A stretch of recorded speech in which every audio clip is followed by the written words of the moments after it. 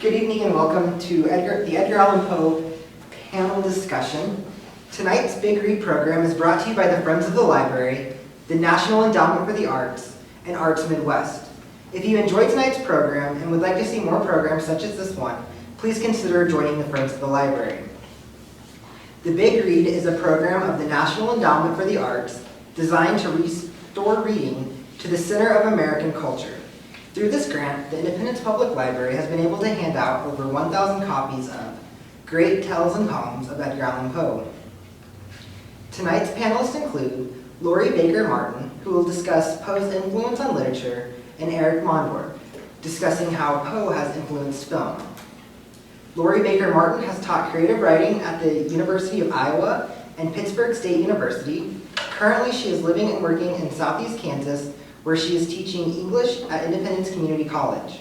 She has had both poetry and fiction published in magazines, which include Prick of the Spindle, the MacGuffin, the Little Falcon Review, Room Magazine, Midwest Quarterly, the Knickknackery, Grass Limb, and in a Kansas Notable Book poetry collection, To the Stars Through Difficulties. She's been awarded for her work in the Cincinnati Review and Kansas Voices. Martin is a graduate of the Iowa Writers Workshop, where she was named a Truman Capote Fellow and received the Clark Fisher Ansley Award for Excellence in Fiction. Eric Monder is a writer, documentary filmmaker, and instructor at Bethany College and McPherson College. He has lectured on film and the arts and produced events at the Salina Art Cinema, the McPherson Opera House, and the Museum of Modern Art in New York, and Lincoln Center's Walter Reed Theater. In addition, Eric contributes to several publications, including Film Journal International. In 2009, he started the film school Emmerich Academy and draws on his expansive and unique cinema research archive. And he provides the online service Lost Film Finder, a resource for locating hard-to-find movie titles. So let's start off with Lori. Hello, it's nice to see everyone here today. It's delightful for me to talk about Poe, although perhaps the word delight isn't the first word you would choose when talking about such a dark author.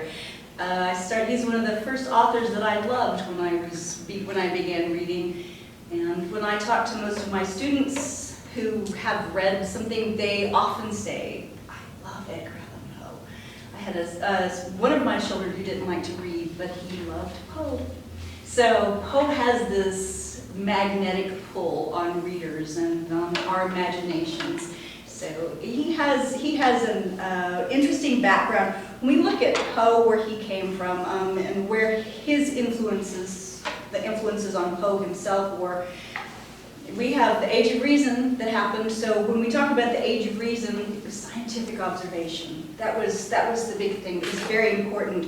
Logic, interest in science and technology, concern with universal experiences, and sort of society as a whole. So, and I also believe that nature could be controlled by humans. But then along came the Romantics, of which Poe was a part. And the Romantics were interested in inner feelings and emotions, and they were interested in imagination, idealism. They were concerned with individual experiences. They had a tendency towards what you would see in the Age of Reason, this really restraint. But when you would see the Romantics, what they were interested in was spontaneity and almost excess of emotion. So you can see these things, right, working through Poe's work. He concerned with common people. That was another thing we would see in this age when we were seeing this kind of writing, what we would call the romanticism. And a concern with the individual, and felt like nature should be untamed. So a couple of the smaller groups that came from Romanticism, we had the Transcendentalists, who were almost seeking God in nature. And Poe himself had no respect whatsoever for the Transcendentalists. He was not amused by them. But he was Gothic. What he was interested in, what he liked, was the Gothic. So the Gothic pushes those elements that we're seeing, in the Romantic, they just push it a little harder, a little faster, a little more intensely. So nature, instead of sort of being untamed, it becomes wild and uncontrollable. and it's the self, it's the struggle for the self. All these things come to light. So I just wrote down just a few things just to give you an idea what we're talking about. We had Wordsworth, William Wordsworth, who came along. Before that we had poetic language, but Wordsworth was a romantic. He was in the Romantic movement, and he came along and said that his prelude that he wrote about writing, he said, we should not be using this fancy flowery language, so we have him that we actually have poetry maybe we can identify with a little bit better. But he said we shouldn't have all this flowery language. What we should have is language of the common man. So that's what Wordsworth pushed for. So one of the things a quote from him is, nature never did betray the heart that loved her. That's from a romantic. That's beautiful, isn't it? Think about Emerson. He's a transcendentalist. And this is a very famous and very freaky quote from his. I have become a transparent eyeball. So that's that, sort of spiritual reaching out. And then one of Poe's greatest influences was George Gordon, Lord Byron. He was a rock star in his day. He was a poet who lived this life that was just all out there. But his poetry was very romantic, and when we talk about the Byronic hero, you guys probably heard that, right? The very romantic hero is a dark secret. So we're seeing a lot of that Gothic quality. One of his long poems that he wrote was called Manfred, and in it you have this dark, mysterious relationship, and it's just tearing the protagonist apart. So you see these things, right, that are reflected then in Poe. Poe actually went through a phase in his life where he wanted to be like Byron. There was a tale that Byron had got out and swam the channel, and so he got out there and tried to swim the channel. I think he actually was successful at it. So, and his father, or his foster father, was very concerned about this influence, him wanting to be like Byron. Byron wasn't exactly known for having high morals. He was, of the upper class who thought they could sort of take advantage of everyone. So you can see these influences. But the thing about Poe is, he was influenced by the romance, the romantics, the Gothic particularly. But what he did was he sort of made it his own. He sort of changed things and set it up himself. So you also see him as we're looking at what his influences were. Short stories. He is considered by most people to be the architect of the modern short story. His poetry, right? That's very well known for his poetry. And his critical theories. The detective story, right? Those are things that he has had sort of an influence that nobody else has had on these elements. He has what we would say is a modernistic sensibility, so we can see that there's a questioning of orthodoxies. We can see this questioning that happens in it. And what happened then was when Poe was writing, yes, he was pretty, people knew of him here in America, but he was not as popular here as he was when we're talking about French poets, the French symbolist movement, the Charles Baudelaire, for instance, if that sounds familiar, Arthur Rimbaud, Paul Valéry. They all had a sense of alienation, and then Poe's work sort of addressed all this sense of alienation, the individual, with the dark secret. So it took a while before it was like, we have English novelists in the late 19th century, so I don't know if you remember some of these, but Robert Louis Stevenson, right? So you see him, he actually copied sort of shamelessly some of Poe's work. You have Oscar Wilde, you have Rudyard Kipling, Jungle Book. They're shamelessly borrowing a lot, what they say. What is it? I'm going to say this wrong, that the professional actually just takes the whole thing. Well, how does that go? There is something about that. The professional borrows, but the other person just kind of makes a nod toward it. So you actually see that a lot in literature. We think of it as plagiarism, and I certainly would discourage my students from doing this, but you see it a lot, and it's just exchange of creative ideas is how that works. But you see them borrowing these ideas. So you see Dr. Jekyll and Mr. Hyde, and then we have the Portrait of Dorian Gray. These are some of the things that you see that are sort of copied from Poe himself. And then, does anyone know Crime and Punishment? Fyodor Dostoevsky. Okay, so does that seem pretty Poe-like to you? Dostoevsky, Crime and Punishment. Yeah, it kind of makes you think of the Telltale Heart a little bit, maybe. Yeah, there's a reason for that, right? He was very much influenced by Poe too, because he he has that moment when he kills his landlady, right? And the daughter, right, whack. And just in that whole freaking out, to use a better word, the loss of, when he just totally loses it when he does it and afterwards. So you can very much see this, where there's a groan, a terror, there's all these things that you also see in the Telltale Heart. We also see James Joyce also doing it. Again, big names. We know that Poe did not invent the Gothic mode. And we see him using it. One of the things that we see with the Gothic mode, Frankenstein, right, was one of the things that came from a night with Percy Bysshe Shelley and George Gordon, Lord Byron, and then Mary Shelley and whoever George Gordon, Lord Byron was seeing. They decided they'd have this night out in this castle, and they were supposed to write scary stories. And so Frankenstein actually came from that. There's another Gothic. There's a good example of the Gothic. So you see Thomas Mann. So this is a disturbing element of the Romantics that you'll see it in The Fall of the House of Usher. You have Thomas Mann, who's doing the brother-sister incest thing. Because remember, The Fall of the House of Usher, that's very disturbing, but there's something going on there. You also see it with George Gordon, Lord Byron. He had a relationship with his sister, the parent that was supposed to have driven him out of England, but is definitely referred to then with Astarte in his poems. So you see this happening a lot. So it took until actually the Freudian Revolution around that time, into the First World War, that's when we saw our Southern writers that were starting to discover Poe.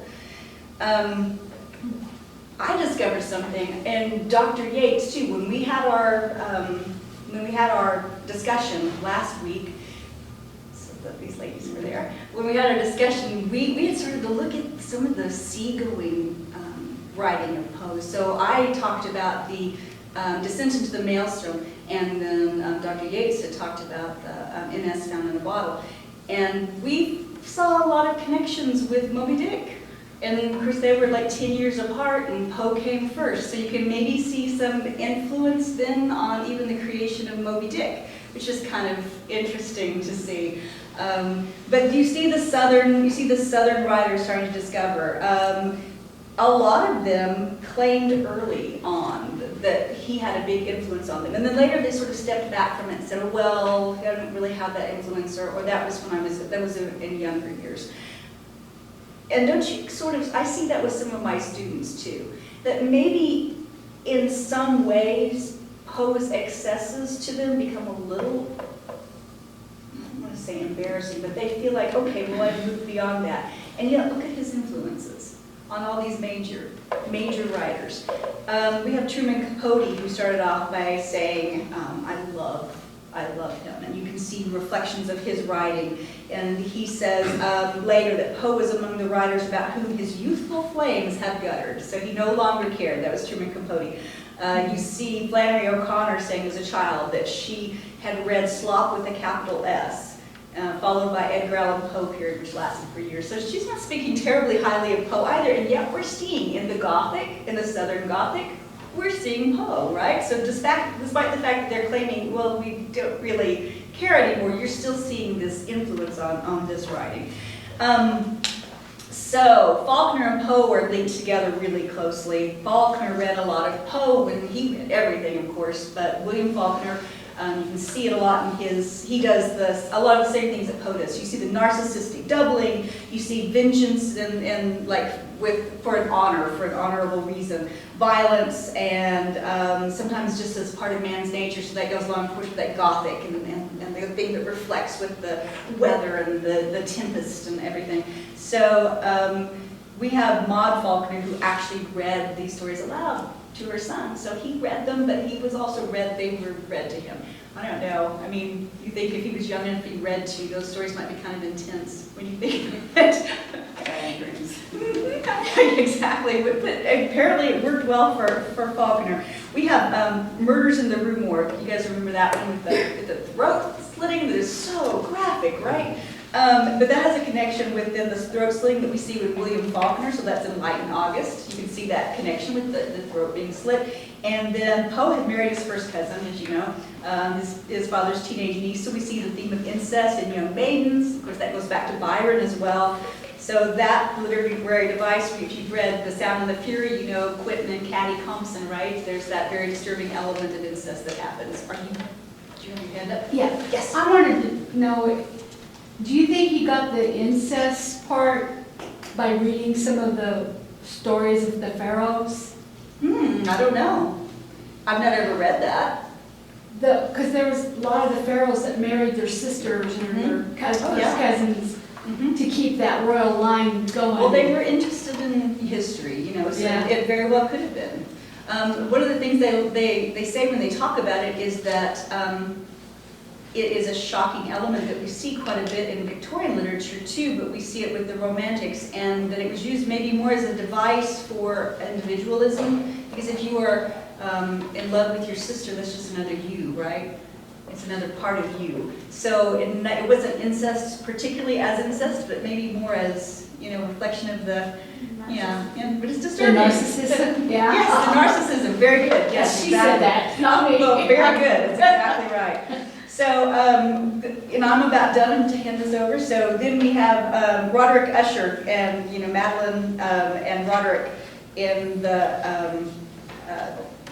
gosh, I should have blank. In the Fall of the House of Usher, I should have known that. And so we see that in Absalom. And then we have William Wilson, which is A Tale of Doubling. I think some of you read that, right? So that's, you have the doppelganger. So you have the man, William Wilson, who's telling the tale, and he has this doppelganger who actually ends up being the good side, so I don't necessarily think he's the dark side of the twins, but it looks just like him, has the same birthday, sort of has this existence. So you see this happening a lot too, and you can see this in Faulkner as well. So with Poe, you're seeing his effects on most of our major American writers, even the French. You're seeing how it's spread out. You can see that he is the one who sort of, he was the architect of the modern short story, so there's a lot of power in his writing that we feel directly when we read it, but also there's that influence that just spreads like waves over all the writers that we probably are pretty familiar with. I don't think there's probably an American writer today who can say that he hasn't read Poe or hasn't at one point read Poe. I think that would be very strange. He's one of the first ones we encounter as we go along.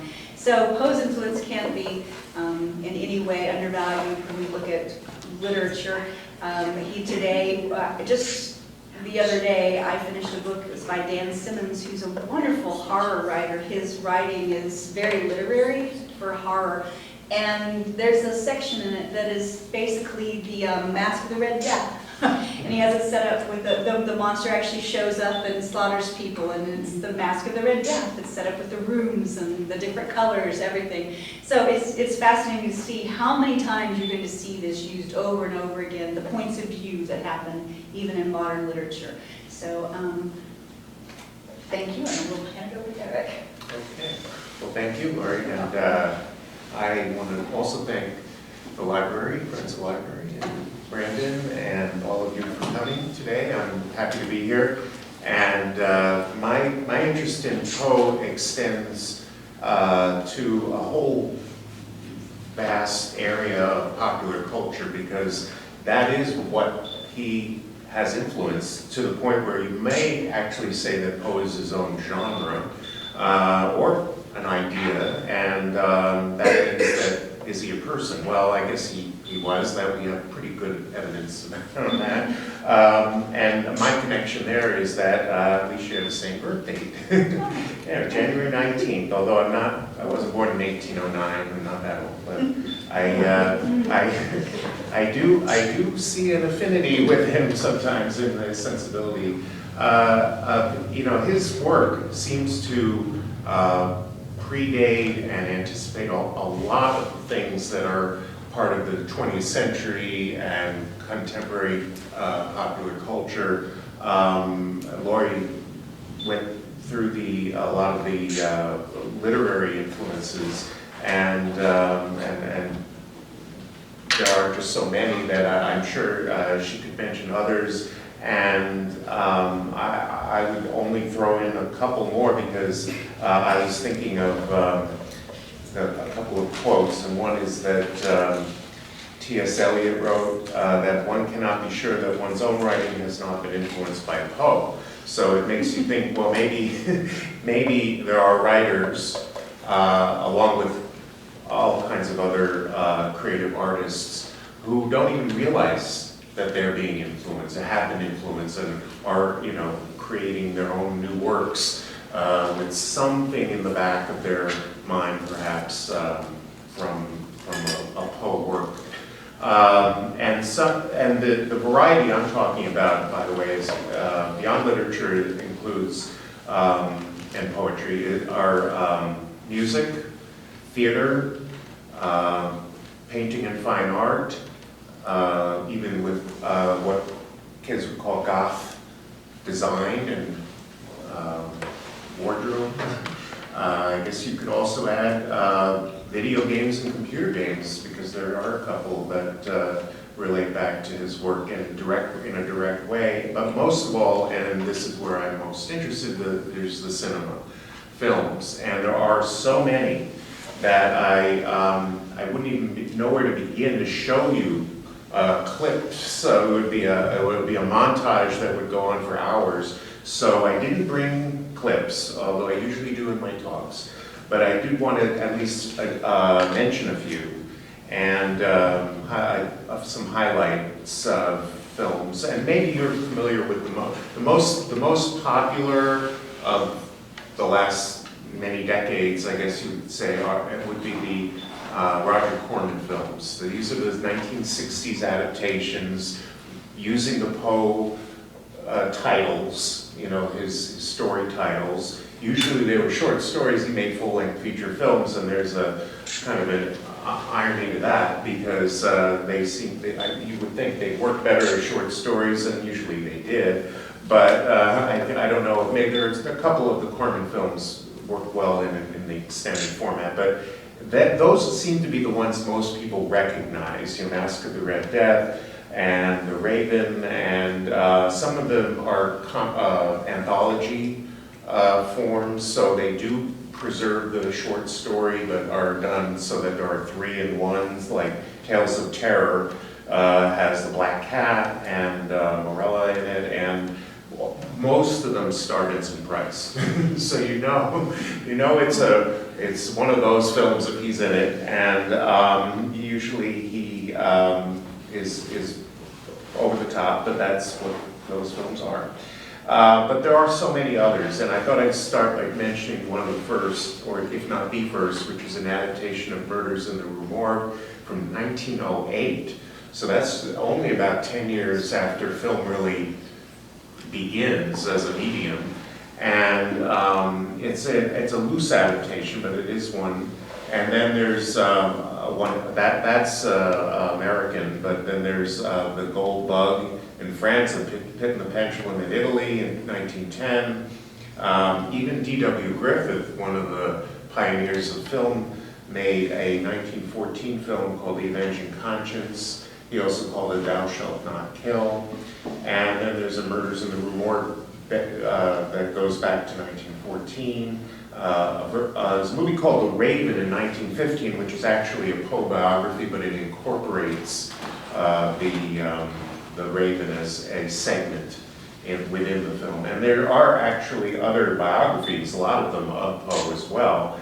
And since I'm mentioning it, I'll jump ahead to 1942, because this is a Kansas connection of an odd type. I used to give a talk called The Stars of Kansas, where I'd show clips of all the famous people who came from Kansas. One of them wasn't that famous, but her name was Mary Howard.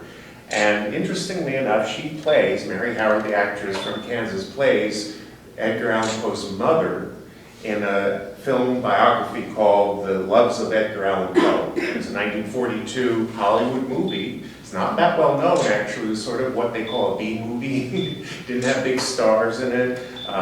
Shepard Strudwick, if you know the name, that's good, because most people don't. And he plays Edgar Allan Poe. So it wasn't a big movie, but she's in it. And I thought that was amusing because of where we are right now.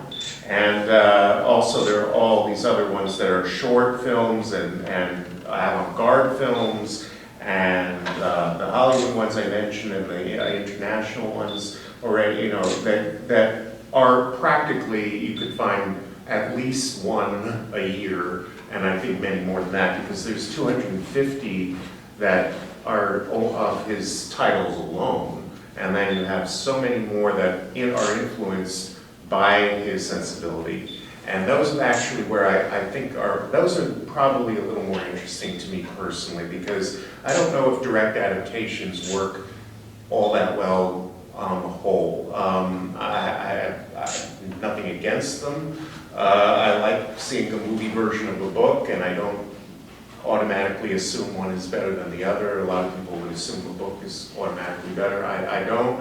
However, as with a lot of writers like Kafka, I don't think that they always translate well. So what I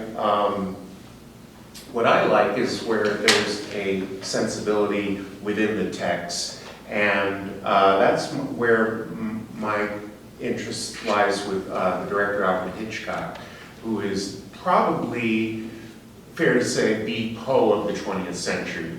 If you think of him as writing with a camera, and that presupposes this theory called the auteur theory, where he is the author of the film as opposed to the writer or screenwriter of the film, and that's within an industry that has a lot of people working on film at once. So it is a theory that is in dispute. But if you do go along with the idea that Hitchcock was in control of his own films, his own work, from the beginning of the process to the end of it, then you could see a lot of connections. And I think that's where I have a lot of interest, because it's what Lori was talking about earlier about her students, that they connect more to Poe than a lot of other works that are much more recent. So if you think about it, it's interesting. When I show a Hitchcock film to a class of students, say where I teach at Bethany, but I've been at other schools in various places, usually they connect to those films for the most part. Sometimes they are a little slow-paced for younger audiences, it's true, like most older films. But even then, there seems to be a connection, and it may have something to do with the things that Poe and Hitchcock have in common, and one of those is their interest in the macabre, of course, but also, Poe didn't invent twist endings, but both Hitchcock and Poe have a great sense of irony, and they share that in a darkly humorous way. Sometimes it's simply dark, but they do have this connection in their work. And then there's a degree of self-reflexivity in their work, where you can see them actually revealing the work to the audience or to the reader, and also the blend, or maybe it's the blurring of fiction and nonfiction in their work, and their ability actually as artists to discuss and be able to analyze their own work, which is not common really of a lot of artists. And a lot of them I know personally don't like to talk about their work when I try to interview them. So it's interesting that there's so many interviews with Alfred Hitchcock about what he actually did. It makes you wonder, was he trying to position himself? And then you think about Poe actually writing about his work. And then there's a lot of moral ambiguity in their works, which sometimes is upsetting for audiences even today, because people tend to like a black and white kind of way of looking at the world, and in their literature and in their movies as well. But I think it's a modern, you could say modernist sort of thing to have an ending that may be where you question what actually happened or is happening or will happen, for example. And that's not to say that they end the same way. With the Hitchcock, there usually is something much lighter at the end of his stories, but not always. And also because he does it for, his whole medium was much more commercial, I think it's fair to say, although certainly Poe was writing for a readership. So then you do have, at least in a few works, this, I'm thinking of The Imp of the Perverse as an example, and for Hitchcock, Rope and Strangers on a Train, a lot of interest in the inexplicable acts of people. And the reason I think that's interesting in the 20th century is that people have a lot of, to this day, have a lot of trouble understanding the post-industrial age, and it's all the chaos from various wars that we've had, for example, and how we've dealt with those. And certainly the Holocaust was a major event that is very hard to even speak about without, it's just hard to articulate in an artistic way, let alone in a conversational way. And then you have, in our own nation, the death of a president, you know, where it's just something it's hard for as a collective body to get over. So when you have that in the society, then it's mirrored in the work. It becomes something people can identify with, or at least be interested in. Maybe they don't see it in parallel, but they find themselves attracted to that kind of work. And the very doubt that they both, Poe and Hitchcock, have about the power of rationality, the all-explanatory power of rationality. Those are all things that you see in their works. Even at an aesthetic level, you could call them expressionists, and in their imagery. But also, I've read other sources that call them realists and surrealists. So you pick your artistic genre, I guess, there. But it does. You can see connections.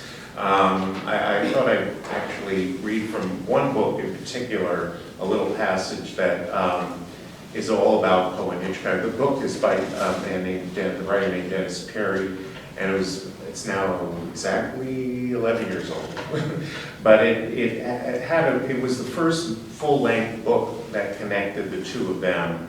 And there was something Perry wrote, that I found illuminating, if I could hear it, where he says that, and this actually speaks to what Laurie was talking about with Poe's background. Poe loved puzzles and cryptography and chess problems. He invented the analytic detective story, as Laurie mentioned.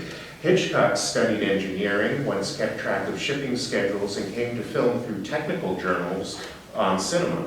So not coincidentally, both were rational and articulate about their art, utilizing elaborate planning in order to elicit powerful audience responses. In terms of personal proclivities, each had a dark sense of humor, was obsessed with the ambiguities inherent in experience, and honed to perfection a circumscribed set of narrative frameworks around themes such as voyeurism, inexplicable predicaments, doubles, perverse self-destruction, and idealized women. Well, there's a handful there, or a mouthful, one of the two. And so I could go on about there. I don't want to take up all the time going through lists, but there was a number of musical and theatrical and cinematic, let alone television works that I was going to mention, but I'll say that maybe as a little, if we have extra time, I'll mention a few, because it's everything from The Simpsons to Britney Spears concerts, to Federico Fellini movies, and a lot of parodies as well. And this is a lot of it's very, very recent, very contemporary, and so I'm not going to mention them all, but I just thought I'd mention a few and say that there's definitely a Poe base to a lot of the work we see or hear and experience today. Sure. question. Do you know if Joseph Kesserling? Joseph? Yeah, Joseph. Yeah, Kesselring. Uh-huh. If he was by any way influenced by Poe. I loved his movie Arsenic and Old Lace with Cary Grant. You mean Frank Capra?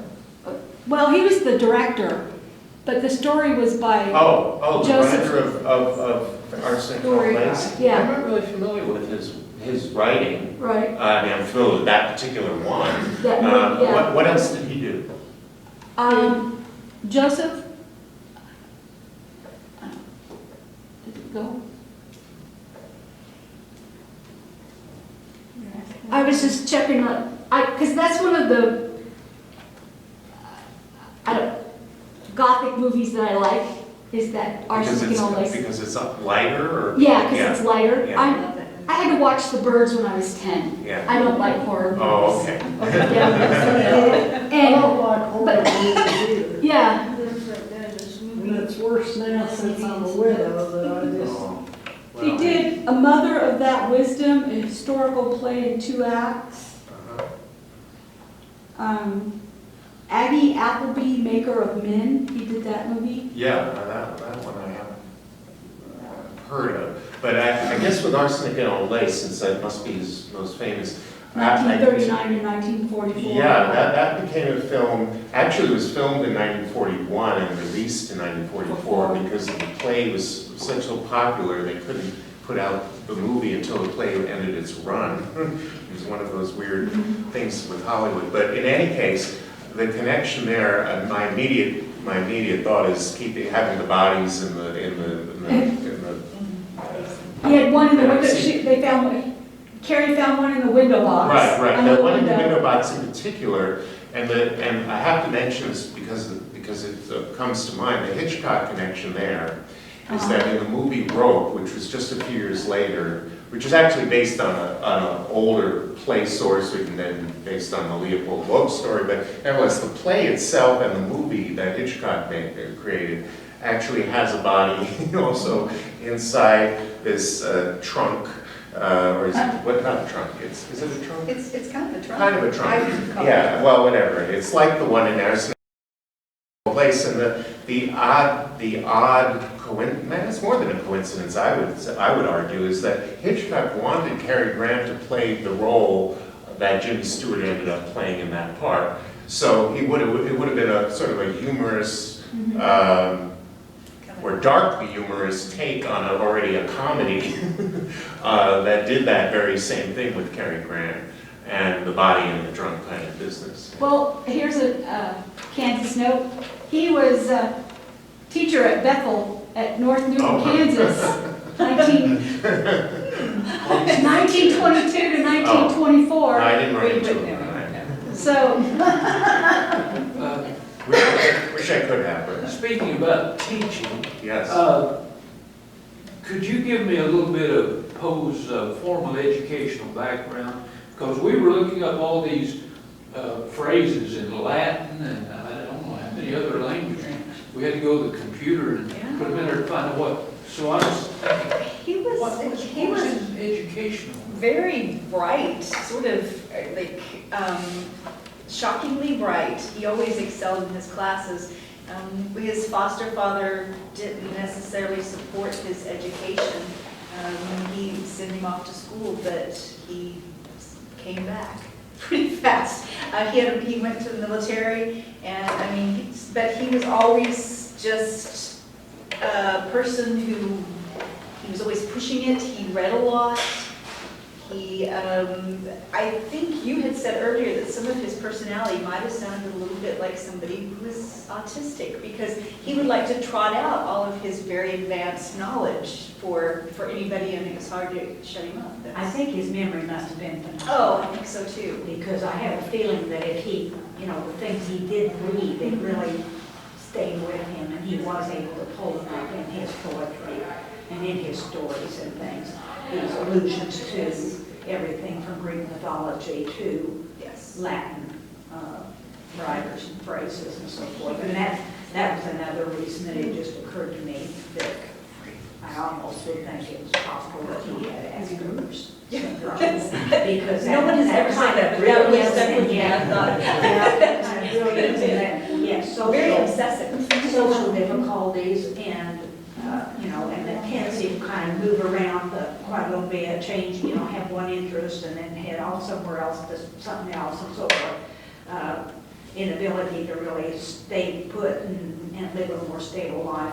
All of that just kind of fit to me. And like I say, but he had to be incredibly brilliant because he didn't have a lot of formal education. And he obviously had very little patience with the formal education, even on the college level, which most of us find quite stimulating. He obviously was just, you know, kind of bored or disgusted with it or whatever. He never managed to stay very long. I think he went through the trying to be Byronic for a while in his college education too. So again, he was spending a lot probably and, you know, not doing a lot of drinking and things like that. So his foster father wasn't very supportive of that either. So yeah.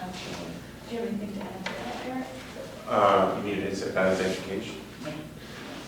Okay, not much. Not much formal, yes. Do you guys find that maybe if his early life wasn't as tragic as losing his parents and things of that nature, do you think his writing style would have been different if he I think had more so. of that? I think the fact that his father left and then his mother was forced to support him and his siblings, and you know, then she died, and she was so young. She was very brilliant, very beautiful. She was an actress, very well-known actress actually. She died. She had a hard time, you know, supporting the kids and putting food on the table by herself. So there was that, and then he's immediately shifted off to the Allans, and Mrs. Allan was very sympathetic toward him. But then John Allan, the foster father, was not. He was a different personality. You know, he was a sort of romantic mind. And we see, you know, his foster mother actually getting very, very sick. She sort of becomes a professional invalid. She just sort of stays off of her room. So if she could have been a good influence on him and helped him, you know, that was taken away. So then there was this conflict constantly between John Allan and Poe. We have the crossing, I think I talked about the crossing over to London at one point in his life, very young when he first come to the Allans, and he has, you know, this great fear of the ocean because of course there were, you know, sea tragedies that were reported in great detail in all the papers at that time. May I have your attention, please? The library will be closing in 10 minutes. Please make your way to the exit and bring your items for checkout to the circulation desk. Patrons using a computer, please log out of your computer now. The library will close in 10 minutes. Thank you. In short, I think his life really made a difference, yes. It says he went to West Point for a year before he got kicked Yeah, out. he did. West Point, I mean, he did, it was never very long though, never, right. And He did have wasn't his military very career. good on taking orders. Yeah, dereliction of duty or something Yeah. like that. If he would have been writing today, do you think his works would be as much of an impact as they are? I don't think so. Well, wouldn't that be hard? Because without his influence, well, Influenced himself. I guess, I know, because when I think about Poe, I think he has such a large place in literature that it's hard to imagine. Pluck him out. Right. Because he just fits, he's the cog in the wheel, so I don't know. Yeah, that's a good question. And they comment about what a biting satire he had when he was young. That never goes over well in a young person.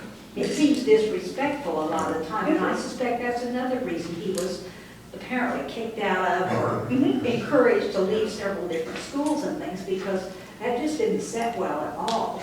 I would That say he had his, that real yes.